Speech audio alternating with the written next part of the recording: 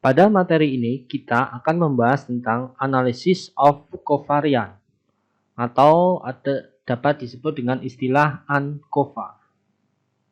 Untuk yang pertama kita harus memahami dulu apa itu ANCOVA atau analysis of covariance, yaitu suatu analisis statistika yang digunakan untuk menguji pengaruh variabel independen yang bersifat kategorik.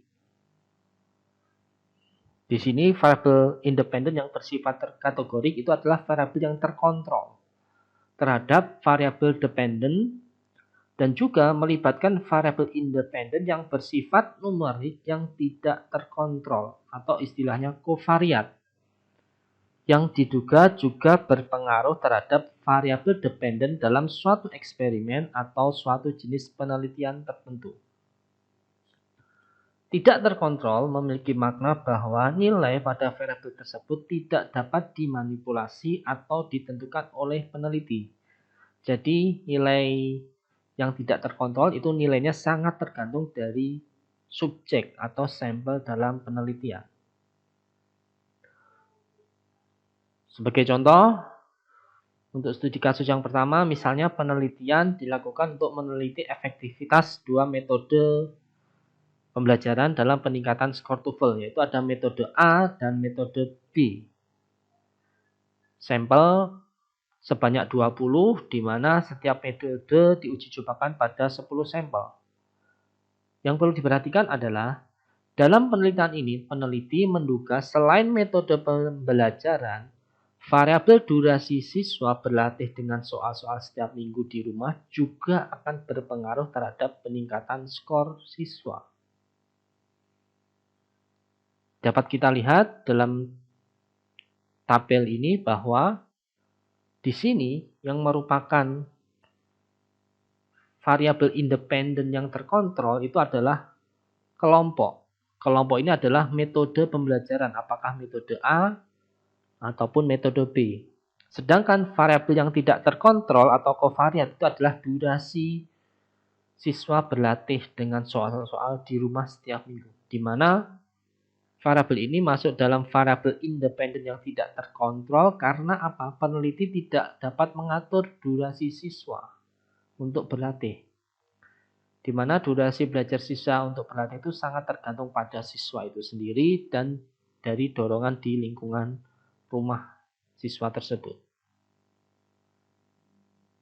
Untuk kasus yang kedua, untuk memperdalam pemahaman tentang analysis of covariance, dapat kita lihat pada kasus ini, yaitu suatu penelitian dilakukan untuk meneliti efektivitas metode pembelajaran A atau kelompok intervensi terhadap peningkatan nilai siswa atau nilai akhir siswa POS. Jadi di sini yang diukur adalah nilai akhirnya, ini variabel dependennya.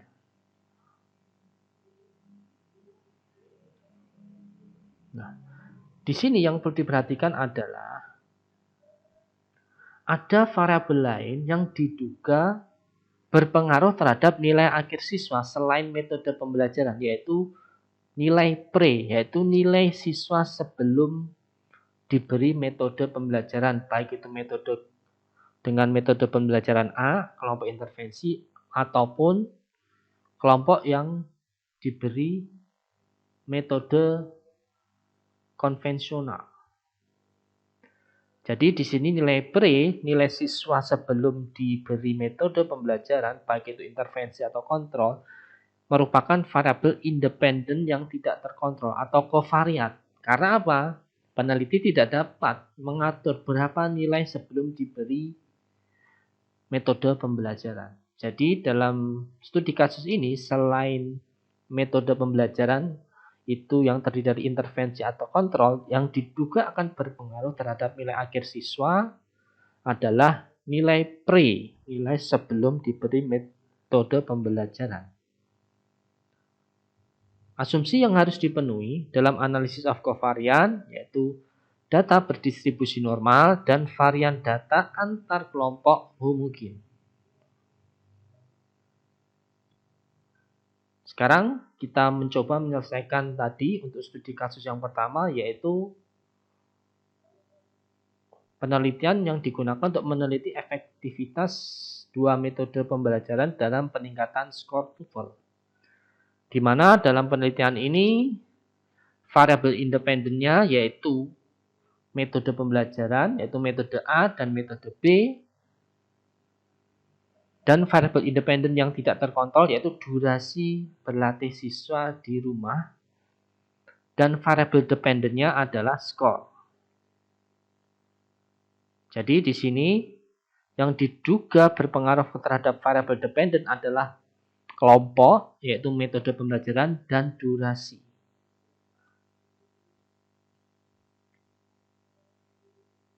Langkah-langkah penyelesaiannya, yang pertama, penentuan hipotesis dan alfa, perhitungan nilai statistik uji, dan penarikan kesimpulan. Baik, di sini untuk kasus pada ANCOVA, ada 3 pertanyaan yang dapat diuji. Yang pertama, kita menguji apakah pengaruh metode pembelajaran berpengaruh terhadap peningkatan skor TOEFL. Yang kedua, apakah ada pengaruh durasi belajar terhadap peningkatan skor. Yang terakhir yaitu, apakah ada pengaruh interaksi antara metode pembelajaran dengan frekuensi belajar terhadap peningkatan skor.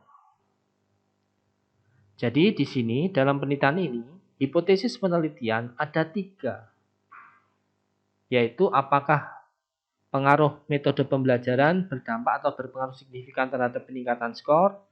Yang kedua, apakah ada pengaruh durasi belajar terhadap peningkatan skor. Dan yang ketiga adalah apakah ada pengaruh interaksi antara metode pembelajaran dengan frekuensi belajar terhadap peningkatan skor.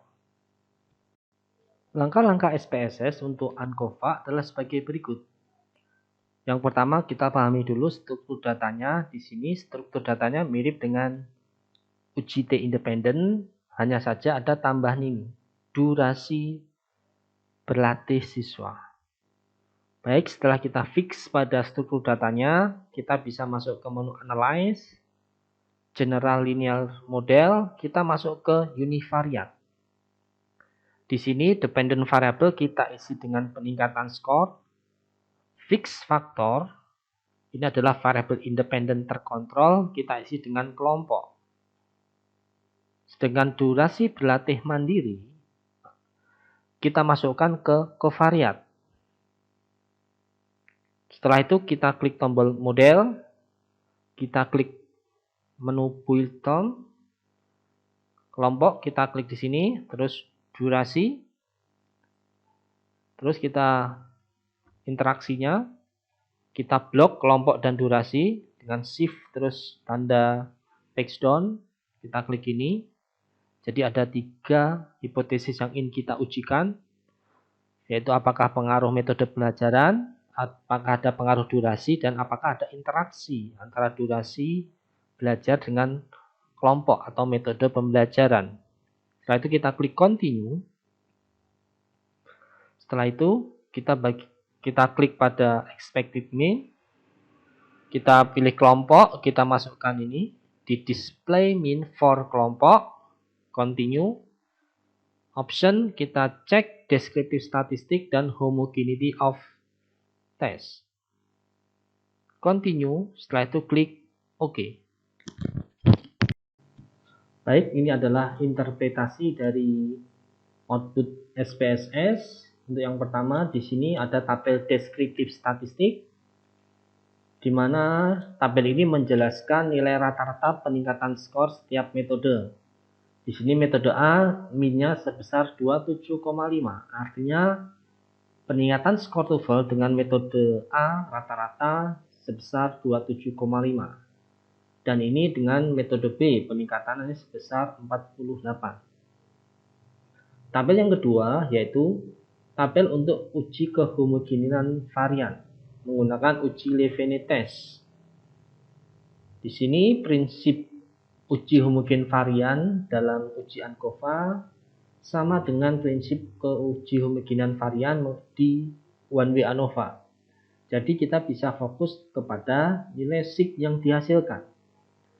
Di sini nilai sig-nya sebesar 0,673. Di mana nilai sig ini akan kita bandingkan dengan nilai alfa sebesar 0,05. Nilai sig ini lebih besar dari alfa sehingga dapat disimpulkan bahwa varian data homogen. Sehingga kita dapat menggunakan uji ANCOVA. Inilah output yang utama dalam kita melakukan analisis of covariance. Yang pertama, pada tabel test of Baldwin subject effect di sini kita bisa fokus yang pertama pada baris kelompok di sini. Baris kelompok ini memberikan informasi apakah ada pengaruh metode pembelajaran terhadap peningkatan skor. Di sini didapatkan nilai sig sebesar 0,011, di mana nilai ini lebih kecil daripada 0,05 sehingga dapat diambil kesimpulan bahwa terdapat pengaruh yang signifikan metode pembelajaran terhadap peningkatan skor. Ketika di sini signifikan, maka kita dapat melanjutkan ke pairwise comparison. Karena di sini metodenya ada dua, tentunya kalau ada perbedaan metode, nah kita bisa melihat dari nilai min-nya tadi, mana yang lebih besar dan mana yang lebih rendah. Yang kedua, untuk menjawab hipotesis yang kedua, yaitu apakah durasi belajar mandiri siswa di rumah berpengaruh terhadap skor siswa, kita bisa melihat hasil signifikansi yang baris ini. Didapatkan nilai sig sebesar 0,000. Nilai ini kurang dari 0,05 sehingga dapat disimpulkan ada pengaruh yang signifikan dari durasi belajar terhadap peningkatan skor. Sedangkan untuk hipotesis yang terakhir atau yang ketiga, apakah ada interaksi antara kelompok dan durasi belajar terhadap peningkatan skor siswa? Kita bisa melihat pada hasil yang ini, yaitu nilai signifikansi sebesar 0,297. Nilai signifikansi ini lebih besar daripada 0,05 sehingga kesimpulan yang dapat diambil adalah tidak terdapat pengaruh interaksi antara metode pembelajaran dengan frekuensi belajar terhadap peningkatan skor. Konsep interaksi ini sangat penting untuk dipahami, karena kalau tidak ada pengaruh yang signifikan di interaksi, maka kita dapat menyimpulkan bahwa apakah metode pembelajaran tertentu memiliki nilai yang paling tinggi pada metode tertentu dan pada durasi tertentu. Kita akan melihat pada analisis selanjutnya.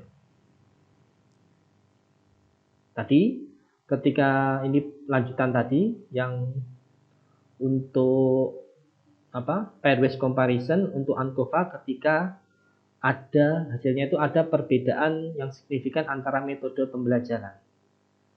Jadi di sini karena cuma ada dua metode, tentunya pastinya ya antara A dan B itu berbeda.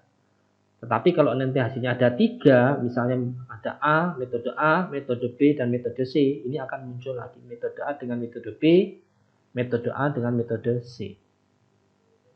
Nah, ini scatter plot untuk membantu Anda menambah interpretasi data supaya lebih bermakna. Baik, dengan menggunakan scatter plot ini, kita akan tahu bahwa pada durasi berlatih siswa setiap minggu, kita lihat pada metode A. Semakin lama dia berlatih, peningkatan skornya juga semakin tinggi. Begitu pula untuk metode B. Semakin lama durasi belajarnya, peningkatan skornya juga semakin tinggi. Di sini dapat membantu hasil analisis atau hasil pengujian hipotesis tadi yang menghasilkan bahwa metode pembelajaran berpengaruh signifikan terhadap peningkatan skor, dan hipotesis yang kedua, durasi belajar juga berpengaruh signifikan terhadap peningkatan skor siswa. Ini adalah jawaban dari hipotesis yang pertama. Ini adalah jawaban dari hipotesis yang kedua. Nah, kesimpulan akhir yang dapat kita ambil berdasarkan scatter plot ini adalah Metode B dengan durasi belajar yang semakin besar akan memberikan peningkatan skor yang paling optimal. Inilah kesimpulan akhir yang dapat kita ambil dengan kita mempertimbangkan nilai atau gambar dari scatter plot ini. Jadi kalau dalam pengujian hipotesis kita hanya menyebutkan bahwa ada pengaruh metode pembelajaran terhadap peningkatan skor dan ada pengaruh durasi belajar terhadap peningkatan skor. Di sini dengan scatter plot ini kita akan tahu bahwa apabila siswa diberi metode pembelajaran dengan metode B dan memiliki durasi belajar yang semakin lama, maka peningkatan skor akan semakin tinggi atau akan semakin besar.